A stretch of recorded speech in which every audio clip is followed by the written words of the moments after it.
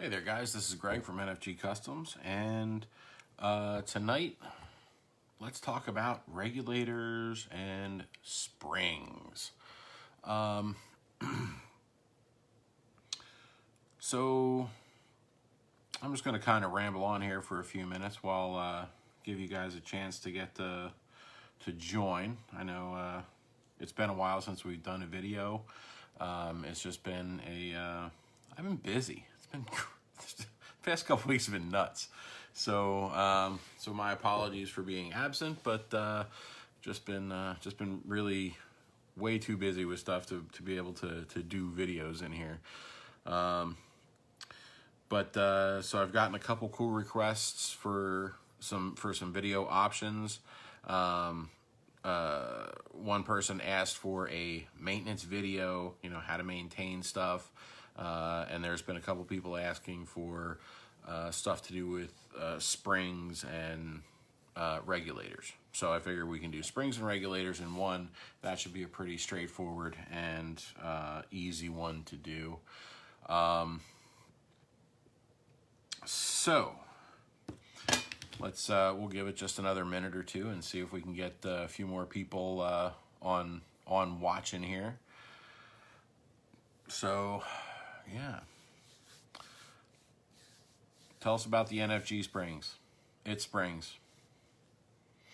They're, you know, it's a set. It's different tensions, well, different weights, however you want to say it, and you get.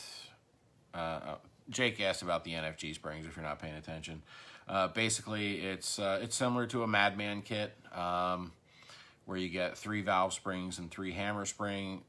3 valve springs and 3 hammer springs, and then you get a trigger spring.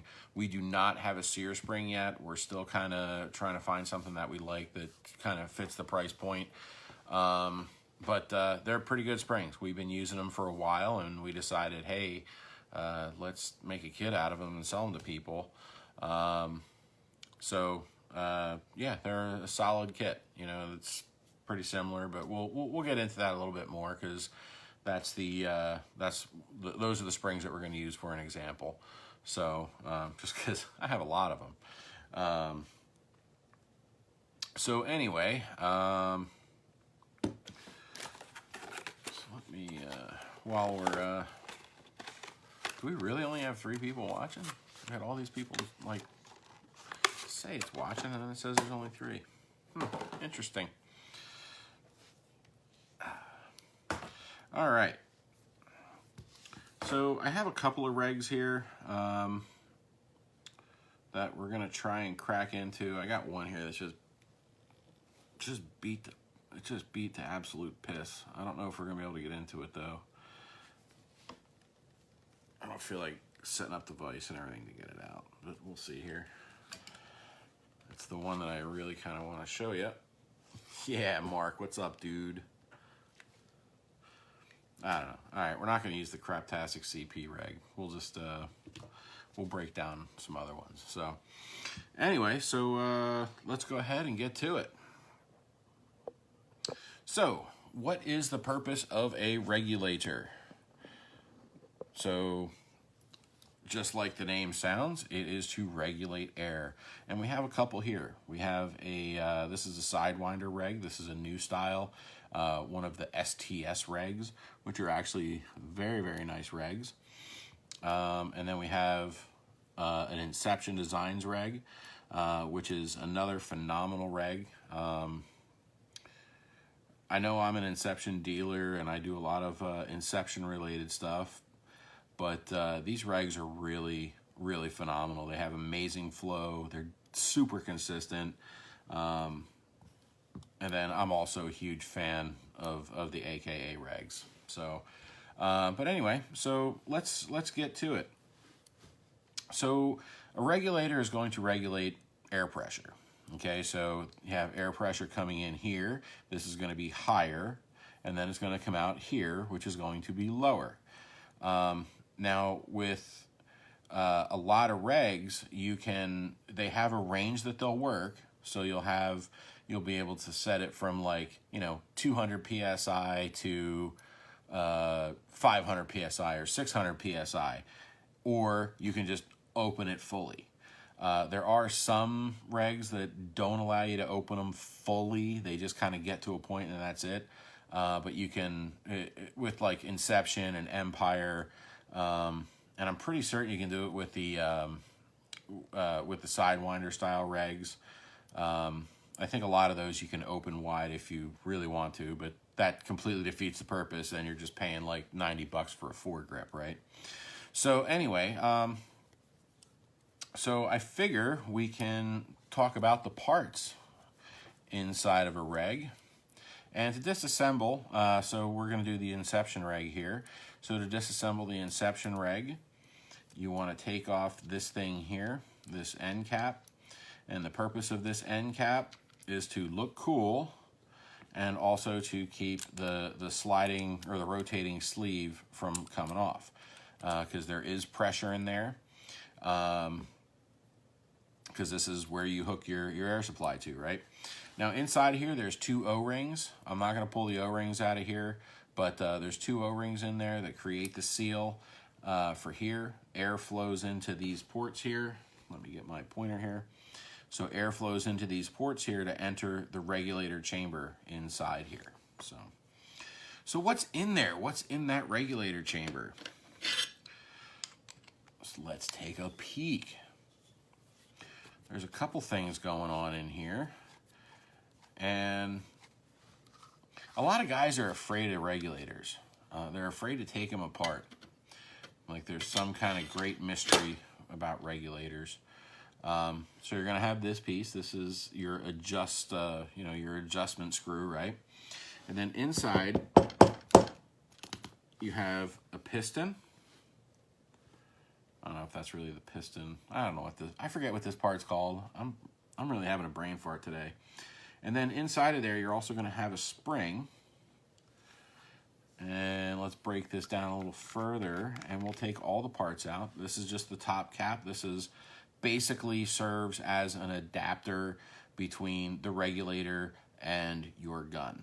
So if you're going to make a regulator adapter, like making a longer reg, this is the piece that they're going to change the length of. So when you buy like a Sidewinder medium versus a Sidewinder short, you can see right here, they just have different size caps on them. So here's the line for this. This is the short reg. I think this is that a medium? That might be a long. But yeah, they just kind of changed the size of that cap. So you can kind of see. And it would be cool. I would really like it if Simon made different sizes of these. I would really love that. Just because I like a longer reg. Just because I have these giant ham hands. So anyway, so now in here you're going to see there's a piston in here. A lot of guys try and get in there and grab it. Inception actually makes they sell a tool, and it's just a screw. You can screw, you just screw the screw in there. There's these threaded things here, and you can pull it right out. I have like 10 of them, and I have no idea what I did with them. So we're just going to do it the old-fashioned way. How I do it is I'll take something, like this, or I'll use an Allen key, and I just give it a push. And you'll hear it pop. And then you just give it a little tap, and out comes the piston. And the Belleville washers, which are actually springs. They function like springs. I mean, they're not actually springs, they're Belleville washers, but the way they're stacked, they've turned into springs. My bench is like a tornado hit it, so bear with me while I grope for tools.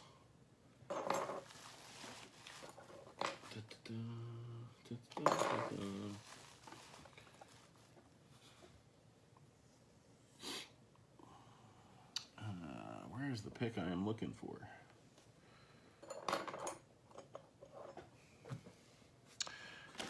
Just bear with me here. Aha. No, this one should work. So anyway, inside of this reg, there's going to be another top hat. which is one of those.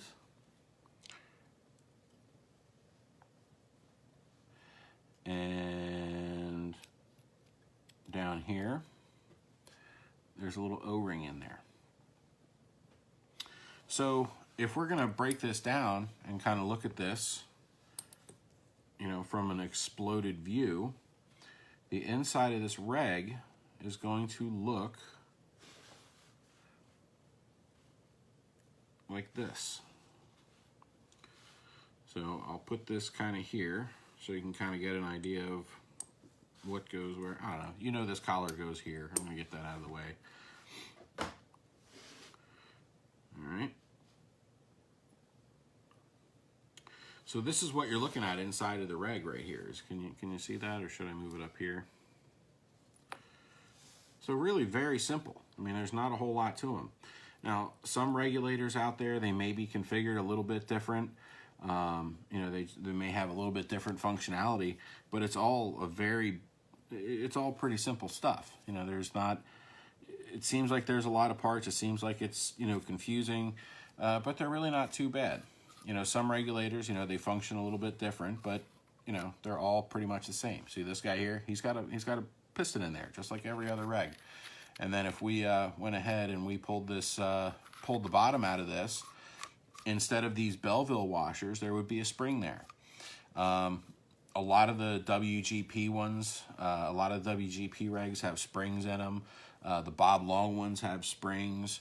Air America ones have springs, and a regulator is a regulator is a regulator. You know, it's, you can, you know, you have, it's the same basic principles as what you have on your air tank, right? You're going to have a, you know, a spring kit that's essentially exerting pressure against a piston, allowing air to be regulated. Now, if you're getting issues with your reg, you know, it's creeping or it's not regulating very well, this is the part that you want to clean here. You want to clean this piston. You want to lube it up. You want to make sure that it's not damaged or anything like that. And then if you're getting any kind of leakage out the bottom, this is another one that you want to look at. And also this little guy that goes in between, so that if that one's mucked up, that can cause some issues too, because then you can get air seeping around in there, and you can spring a leak. So nobody wants that. So anyway, so this is what it is. Regs are pretty simple. They're all pretty much about the same. So let's now let's talk about the Bellevilles. So I don't know if you guys can see this, but if you look at the Bellevilles, you can see that it creates a spring stack. So they're like a convex, kind of thing, right? So they're not flat. They have a bit of a hump to them. And you stack them in such a way that you can create a stack of springs. And I guess I should have drawn this or something, but you can kind of see there exactly what you're looking to do. Okay? Now, if you want your regulator to operate at lower pressures, a lot of times, or higher pressures, a lot of times you can add a Belleville washer, or if you want to operate it at a lower pressure, you can flip one of the Belleville washers, and then that'll lower it as well.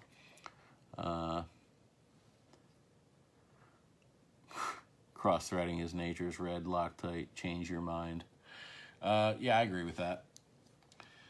Yep, completely. So anyway, so that's kind of what the nature of the Belleville washers are. And I get a lot of regs in where guys, they're like, oh man, my gun's not shooting. And I pull it out, and every one of the Belleville washers are stacked the same way. So there's like absolutely no tension at all in there. So it's not acting as a spring stack. It's just not really acting as anything. So anyway, so that's pretty much it. All I can really think about to talk about for regs. I mean, I guess I could talk about it a little bit more. I'm doing this bass backwards here. Oops. So let's go ahead, we'll put our O-ring back. And usually I just kind of drop it in there, and then I'll use a tool to pat it back in there, make sure it's in the right spot. Then I'm going to put my top hats and my spring back in. So the purpose of this spring, okay, so this spring kind of exerts pressure against that piston. So you have, it controls how much tension is going against those Belleville washers, is basically what it does. So that's the purpose of that. So usually what I do for these is I'll put them on an Allen key, and I'll stick the Allen key down until it gets in the hole for the oh boy, that didn't work out. I always feel like such a retard when I'm doing these videos because I feel like I screw up all the time. I can do like 1,000 of these perfectly, and then as soon as I'm on camera I screw it up. So then but anyway, I do this, and then I just kind of turn it upside down, give it a, see, I'm putting it in the wrong end, told you. Anyway, this end is the right end. And I just kind of stick it in there, give it a little shake, and I pull it out ever so gingerly. And then, so when you put this plunger thing back in, there's like this rubber side. Sometimes it looks like it's like glue or something. It just really kind of depends on, you know, whatever they filled it with that day. Inceptions are usually rubber, and they have a hole in the middle and a little vent hole in the side. So you want to make sure you get that the right way. A good thing to remember is brass is always going to go down. So you're going to have metal contacting metal. You don't want to have metal contacting rubber. And then that'll bend it, and it'll probably somehow ruin your reg. But anyway, you drop that thing in there like that. Then you put your adjustment screw in there. Some days I wish I could have Allen keys for fingers. That would make life so much better.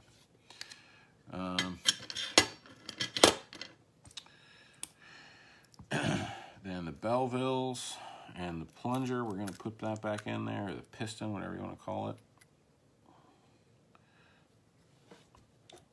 And this is kind of the same deal. You just need a little something in there to kind of shimmy it around. You can use a straight pick or whatever, and you just put it back in there. Real easy, nothing to it.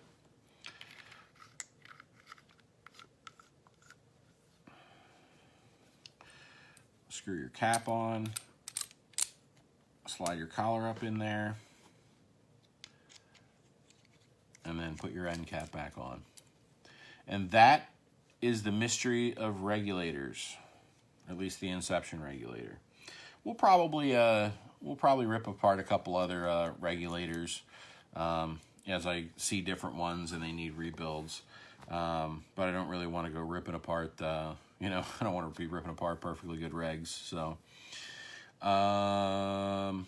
springs. So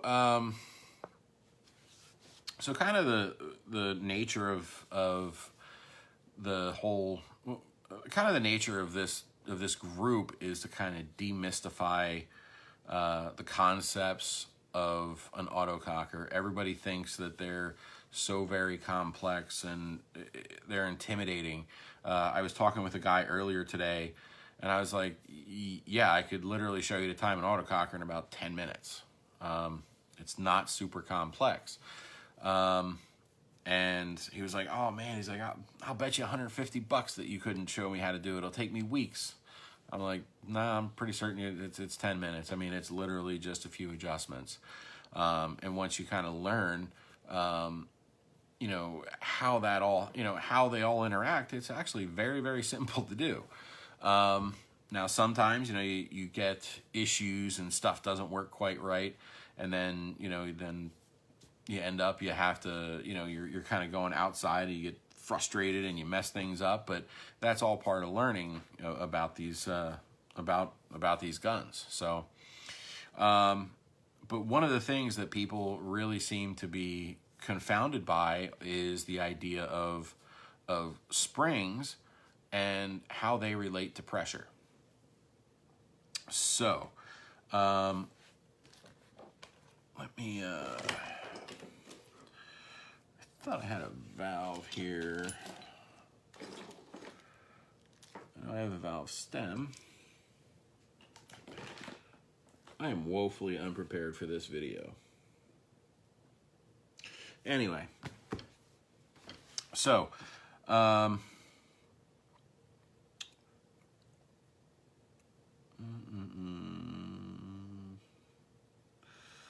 I guess I don't have a valve here. Not handy. I got a whole box of them over there. So anyway, so we can still talk about it. So the purpose of a valve, or of the springs, they serve the main springs. We're talking about the springs and the lowers, not the the trigger and sear springs. That's a completely different animal that we'll cover in another video. But when we're talking about, but if we're talking about the lowers, the stuff that controls velocity and the pressure that the gun operates at, that's when you really want to get into that's a lot of the stuff that's mostly the mystery that people don't seem to quite understand. So it's a little counterintuitive, right? So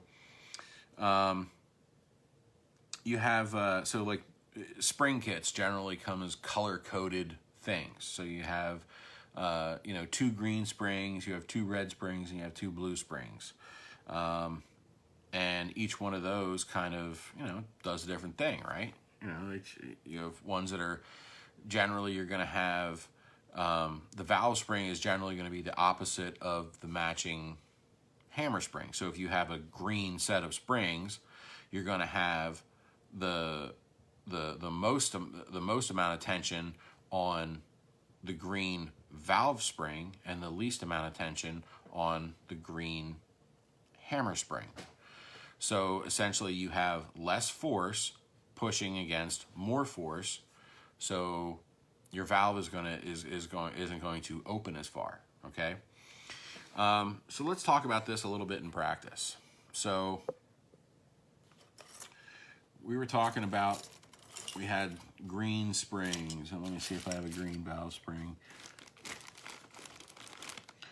I literally have just, does anybody else have one of these? It is just like this metallic thing that I have, and it's just filled with springs. And I have a whole nother bag of just assorted springs that I work out of. And I gradually, replenish them as I need to. But it's pretty awesome. So anyway, so you're going to have a couple of components here that we're going to, let's just set this up so we can kind of switch around on the fly. Let's get a blue, and let me find a red valve. Okay. So you look here, we have our springs kind of laid out. What's identical, Wes? I don't understand what you're talking about. Oh, maybe that same bowl thing. Okay, anyway. So essentially, when you're balancing the springs, we're going to use this as our hammer. So we'll say, this is our hammer here. And as we know, okay, when we cock the gun, it pulls the hammer back, it flexes the spring pushes against the IVG. The IVG increases tension on this rear spring. That's why when you turn it in, velocity goes up. Where the fuck did that thing go? Ha-ha! My pants caught it. So as you turn the IVG in, it's going to increase spring tension, which is going to increase the amount of force that the spring is going to exert on the valve stem, which is in turn going to exert force on the valve spring. So that's why an autococker changes velocity at the IVG. If you crank it in, it will go up. If you crank it out, it will go down. It's all about the springs. Now the key is you want to be able to find a balance of springs that work for your gun at the pressure that you want to operate at. Now, generally,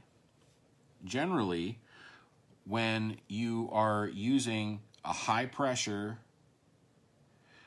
you want to go with a softer valve spring, because remember, it's the exact opposite, right?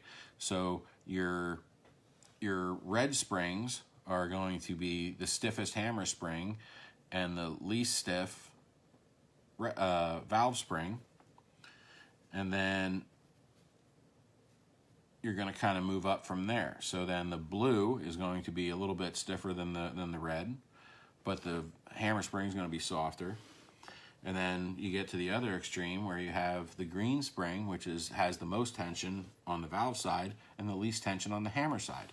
So these don't always match up, okay? So sometimes, it's really not uncommon that you're going to see, a green spring and a blue spring. Or you'll see blue, or you'll see blue-red or something like that. It just really depends on what you're trying to achieve. Now, if you're trying to run a low-pressure gun, you're going to want to close this valve as fast as you can, okay? Or you're never going to be able to get velocity down. So, and that's especially true when you have a high flow valve like an Inception or an AKA or something like that. Anything that's really going to have a high flow valve, it's a pain to get velocity down if you're not closing the valve fast enough.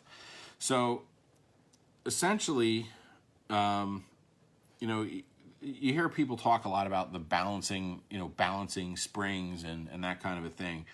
And there's one thing that somebody always says, oh, well, the springs are properly balanced if you can gas up the gun and it doesn't leak down the barrel without it being cocked.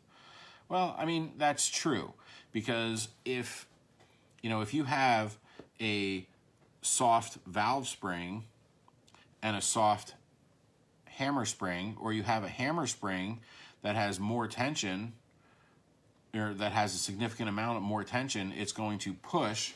This is going to exert force toward the hammer, and it's going to push the hammer, and it's not going to allow the valve to close until you cock the gun and relieve that pressure. All right. Now, is that a bad thing? Well, it depends. The thing about autocockers is that you can make them shoot how you want them to shoot. So you're not really limited. There's not really a necessary or right or wrong. It's just how you like it set up. So that's kind of that's kind of the most important thing for me to remember, is that it's how you like to have it set, right? So yeah. So anyway, so getting back to the springs here. So each one of these springs is a different weight, and usually red is the firmest, blue is middle, and green is the lightest hammer and firmest valve. And then the red is usually the least firm valve spring, and the blue is kind of a middle of the road thing, right? So pretty much, I mean, it's really it's a trial and error kind of thing. There is no definite, oh, well, you should use this spring with this spring and it'll work every time. It just doesn't work that way. It all depends on your valve combination. It counts, what valve are you using? How heavy is your hammer? How far in there do you want to run your IVG? What pressure are you running at? Generally, the lower the pressure that you're going to have, the more valve spring you want, the more tension on your valve spring, okay? If you're running really, really high pressure, you want that valve to be open for a little while to allow enough pressure to get through the system to propel the ball at the velocity that you want it to go at.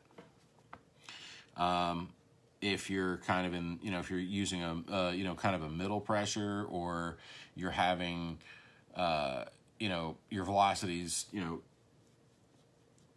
maybe your velocity is, it's too high, and you want to close that valve a little bit faster, then you're going to want to step up to, more tension on the valve. It's all about, it's kind of a complex relationship. You know, it's you have all these different pieces that achieve a single goal, but each one of them have different characteristics, and depending on what parts you swap in and what parts you swap out, you can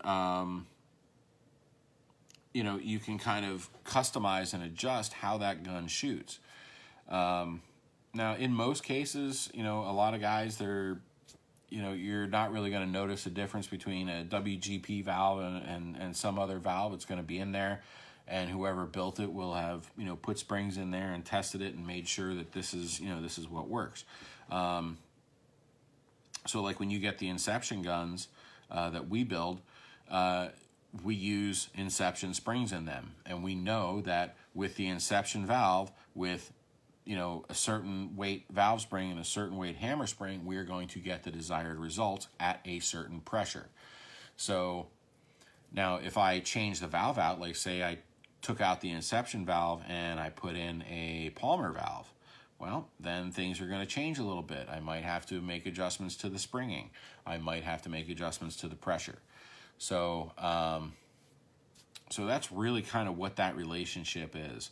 And I apologize if I'm not terribly clear about it, because for me it's something that's kind of hard to explain because there's just so many different variables to it. So anyway, so that's kind of springing, right? So what combination am I running on ID Retro guns? Yes, they are Inception Designs, hammer and valve springs.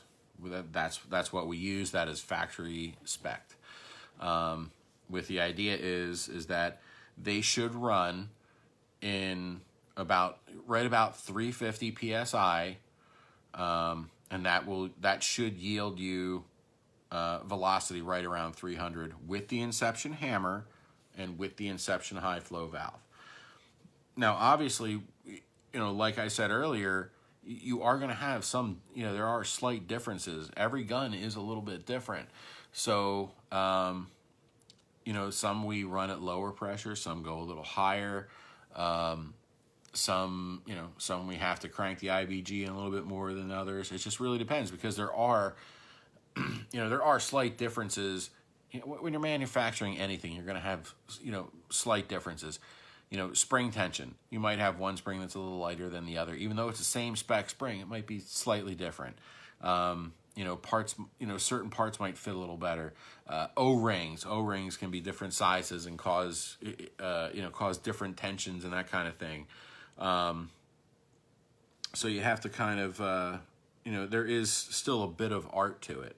It's just a matter of, constantly, you have to try it a few times. The best thing I can recommend is get a spring kit and take it a Saturday afternoon and try the different springs in your gun. Get a chrono, get some paint, and see how those differences, what happens when you make those changes.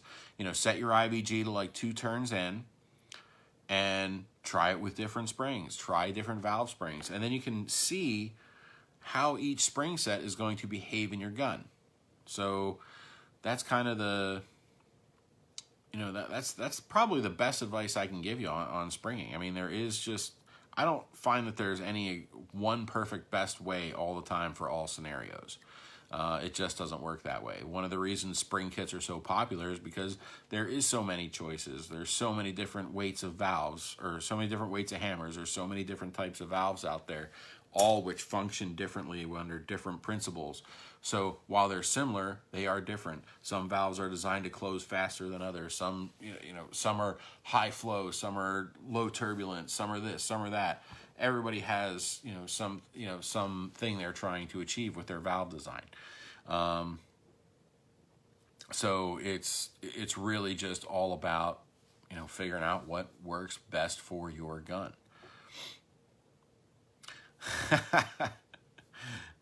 Josh, I want to say, honestly, I mean, there's really not, there's not really a ton of patience there really to do. I mean, it doesn't. It sounds more complex than what it is, and I think it's just one of those things that you. It's just one of those things you just have to mess around with, right? It's just one of those things you need to be familiar with, because there's not a set, a set formula. I can't say, oh, well, you need to do this, this, and this, and you'll get a perfect result, because it just doesn't work that way. There's, so like when I do pump guns, right? I like to get them dialed down to the absolute lowest pressure I can. And usually what I do for that is I'll use a green valve spring, a green hammer spring, and I'll use an inception valve.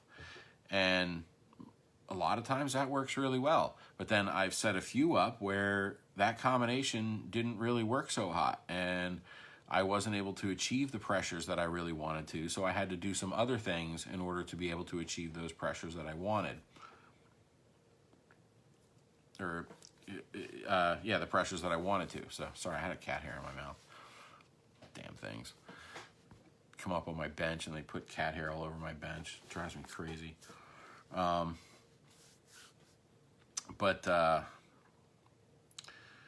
Yeah, I mean, it's just one of those things. Now, in most cases, when you get a gun,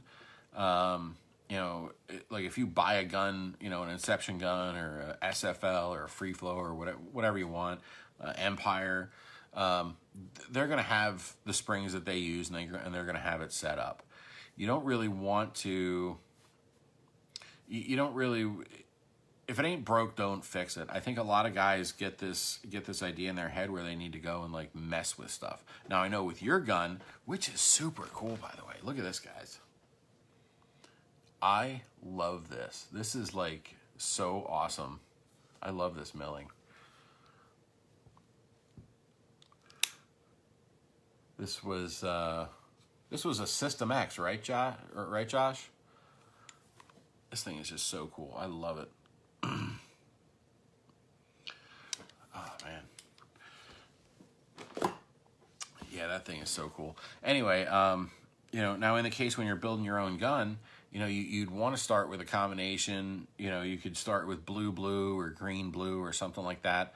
What do you say there? Yeah, Joe, it's actually you're right on the money. A blue valve and a green main is a pretty good starting spot.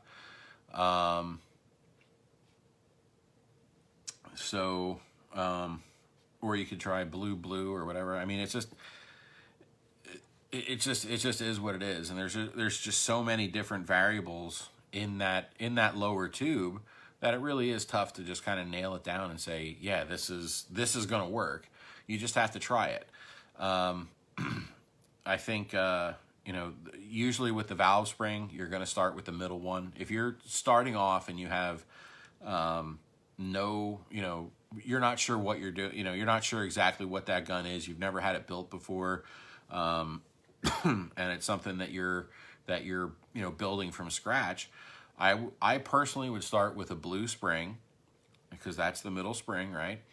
And then I would use either a blue or a green spring and see where that got me. If velocity was too low, then I would maybe step up to the next level spring, hammer spring, and see if that increases velocity. If that increases velocity but makes the gun like a jackhammer, then I'm going to say, okay, well, you know what? I need to go in, I need to kind of step down the valve spring. So I need to take that down a little bit, so then I can use a slightly lighter hammer spring so it's not shooting like a jackhammer. It's a balance, but you know what? Some guys like it when they shoot like a jackhammer. There's this one guy that I used to play with way back in the day, and that dude, I mean, he ran. It was like he was like a red spring freak, and his cocker, I mean, it was like literally like chunka chunka chunka chunka chunka.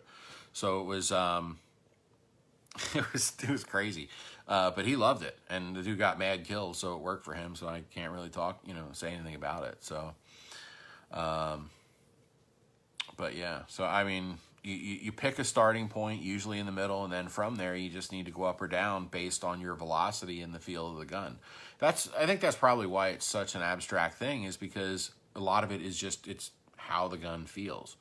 You know, what one person likes, another person may not like. So, but yeah, so that's kind of the sermon on spring. So does anybody have any other questions? Any other comments anybody wants to make?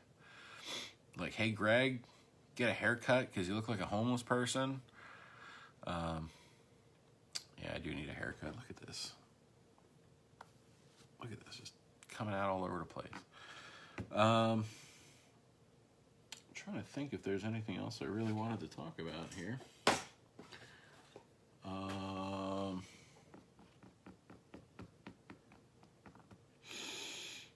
Yeah, I don't have anything on the agenda. I kind of talked about springs and regs, and I'm pretty good now. Wings. You want to talk about wings?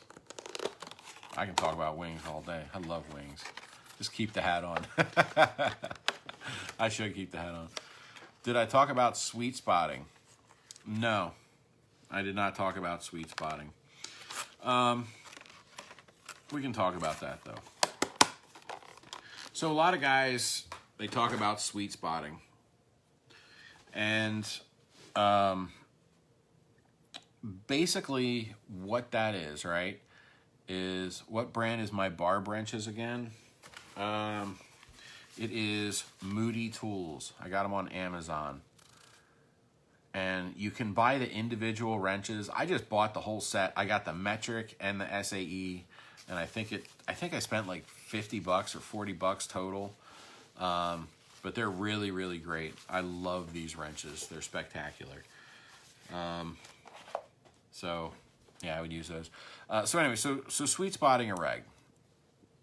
So essentially the idea of sweet spotting a reg is that you want to set your springs to a consistent setting. The general rule of thumb is you want to turn your IVG in, 1.5 turns.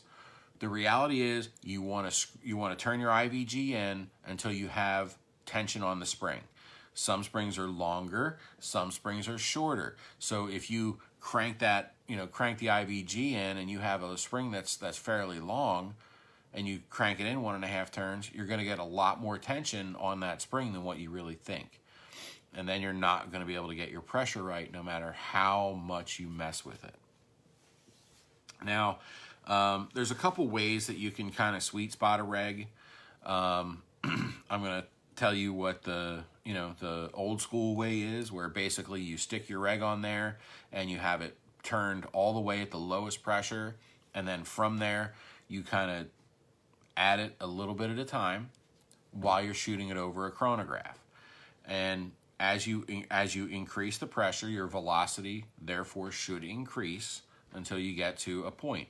Once you hit your desired velocity, which is usually 280, then from there you're going to have the ability to adjust up using the IVG by screwing it in.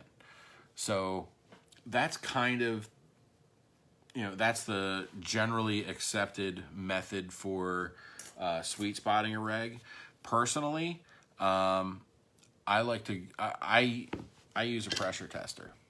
Okay, this is, in my opinion, the single most important tool that you can have in your toolbox, and all it is, an old on-off ASA and a gauge on there that goes up to 600 psi. Because one of the things about autocockers is that they are creatures of habit. So once you learn what valves like what pressures, then you don't have to go through the whole deal of sweet spotting. Essentially, you can set the pressure, because you know that if I'm using a stock valve, I want to start at 300 psi with these springs. boom, I set it to 300 PSI. I take it over the chrono. If it's a little inconsistent, I'll adjust it up or down a little bit so it kind of evens out. And that's the quick way to do it. That's how I do it. But it's really kind of a tough. It's tougher than it sounds, because a lot of guys, you know, the first thing they want to do is like, oh, well, this is low, I'm going to crank it in 3 times. You can't do it that way. It's literally, you have to take it a step at a time. You're going a quarter turn, an eighth of a turn. It really depends on the reg. For inception regs, a little bit goes a long way. Same thing with the Empire ones. A little bit goes a long way. So if you do it a half a turn, you could jump 50, 60 PSI and completely miss your mark. So you definitely want to, it's definitely about patience. You know, fill your hopper up, have a full tank of air, and do it the right way, and take your time. If you go too fast, you're going to miss your mark, and it's going to suck. Then you're going to be going up and down and messing around with it. And you're going to be cursing and screaming. Personally, I like to use a reg tester. I will set it to, boom, this is what the pressure is. And if my velocity is too low or too high, I'll adjust the reg accordingly. If I'm not sure, I'll still set it to 300 or 350 or whatever, and I'll see where it gets me. And if velocity is low, I'll try cranking it down a little bit, see if it makes it go up. I'll try cranking it up a little bit. If that makes it go up, then hey, I know I'm in the right direction. But the more valves and more things that I see, the more I kind of learn, and I get to the point where, yeah, I just screw this on here. I know that this valve, I'm going to start at this point, and that's it. So that's kind of sweet spotting. So any other questions? Anything anybody else wants to talk about?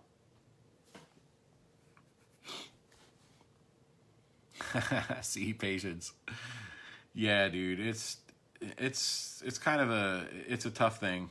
It definitely is. I do find a pretty good rule of thumb is that in most cases, you can just set your pressure to like 300 PSI or 350 PSI.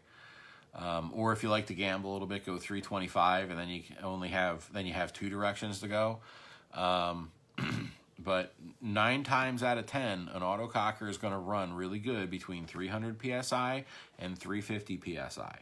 Unless if you go out of your way to spring it to go lower, which in that case, that's something you're gonna think about. You're gonna be like, oh, I'm gonna put these green springs in because I know, it's start with the blues and go from there and set it to 350 or 300, and then you can adjust the pressure up if you need to, or adjust it down if you need to, but somewhere in that range is where you need to be. And by God, make one of these. Spend the $15 on one of these cheap ASAs from Empire, because they're awesome. These are like the best freaking ASAs for it too, because like this little lever is great because you can just kind of get this just right, and you have enough pressure in there where you can almost use it like a trigger, so you can see, oh man, is my reg actually refreshing right? If I can get this up to 4 or 5 shots a second, is my reg refreshing? And you can see if your reg is creeping. You don't have to guess. You put it on there and you say, up. Oh, that reg is creeping. It's going up. So, yeah, spend the $25 and build one of these. You'll thank me for it. And you may not need it today, and you may not need it tomorrow, but you will need it, and it could be soon. So get on that. And Mike wants to talk about UFOs. Well, I think you're just trying to talk about Uranus, honestly, Mike.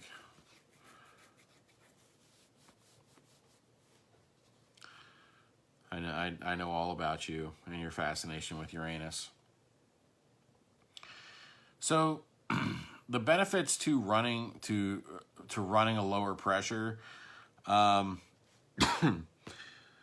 honestly, the only significant benefit that I see is that you can shoot. I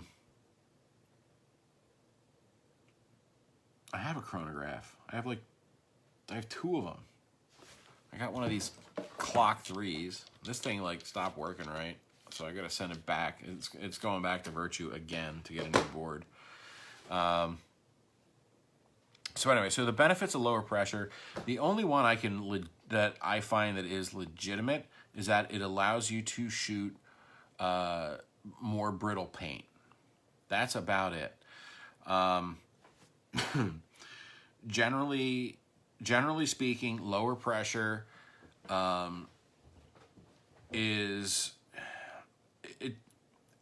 it's not going to be as efficient.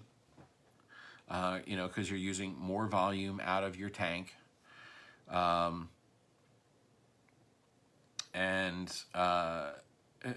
be perfectly honest, it's kind of a gimmick. I mean, there's no real significant benefits, other than being able to shoot really, really, really brittle paint. There's really not any significant benefit to it in my mind. I think autocockers in general, I think they run best in the 350 to in the 300 to 350 range, because you're splitting the difference. You have, it's high enough pressure where you can achieve consistent results, efficient results, and still be able to shoot pretty much any paint out there. But then you have there are these guys out there, like they're trying to get that pressure as low as they can, and they're like, oh man, I can get this, I can shoot this gun, it's operating at like 150 psi, and great. I mean, here's your cookie. Congratulations, you spent a bunch of money and put a bunch of effort into it, and there's no significant benefit to it. So I don't know. I've had a couple of low pressure cockers, and I don't know. I've never been that impressed with them. Now with pump guns, that's a bit different. So with a pump gun, you have, since you're pumping it manually, right? One of the biggest things that you need to think about is your hammer spring. How much weight is in your hammer spring that you need to compress in order to shoot your gun? So in that case, you have a real benefit to trying to get the pressure as low as possible, because if you have a lower pressure, you can have a little bit less of a hammer spring in there, and it makes it easier and a bit smoother to pump. So, if you're using a pump gun, yeah, there's a benefit there. But even then, it's the difference between a red spring and a blue spring really isn't that much. And honestly, if you're out playing, I doubt you're really going to care one way or the other, just as long as the gun's shooting good. So yeah, that's my thoughts on low pressure. I mean, I've had a couple of autocockers that were designed to be low pressure, and I don't know, I was not impressed. It was just a bunch of extra money that I spent for very little gain. So yeah, that's that. Any other questions? What else do we want to talk about?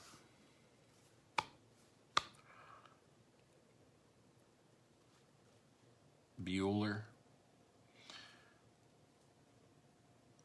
Well, Mike, so cockers themselves aren't necessarily designed to run at a specific pressure. Essentially, an autococker is two tubes with various parts inside of it. And what parts you put inside of it is going to dictate what the pressure is going to operate at. So if you think about it, early in the days when we use CO2, CO2 is, it's higher pressure. So, you're going to be the gun. So you used to be able to screw a tank on an autococker and you could run it at 850 PSI. It's awesome.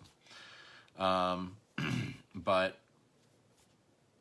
you had to spring it accordingly. The WGP valve was actually phenomenal at that. It was literally all you had to do was swap the springs, so you didn't have to mess with the hammer or the valve, and you could use it for whatever. So it was, the WGP valve is a very well designed valve, and it's you know, very middle of the road. You can use it. It's you won't get the best performance in all categories, but man, you're gonna get nice, consistent. Yeah. So you would be able to run, you know, 850 to 900 into the gun, and it would work. And you know, you have your LPR to kind of dial it down for the pneumatics. But it all just depends how your stuff is sprung out, right? So slider versus hinge, what do you like? Some guys like hinges, some guys like sliders. I like sliders, but hey, you know what? I own a couple of hinges for when I'm feeling naughty. Josh Patterson, his gun, it's got a hinge on it. The thing's insane. It is so fast. It's like stupid fast. Maybe I'll do a shooting video of it, but we'll see. We'll see what the weather looks like this weekend. It's supposed to be kind of shitty, so I don't know if I'll be doing any shooting videos. But yeah, that thing is like wicked fast. It's just stupid how fast that thing is. So, anything else we want to talk about? Any other discussions to have?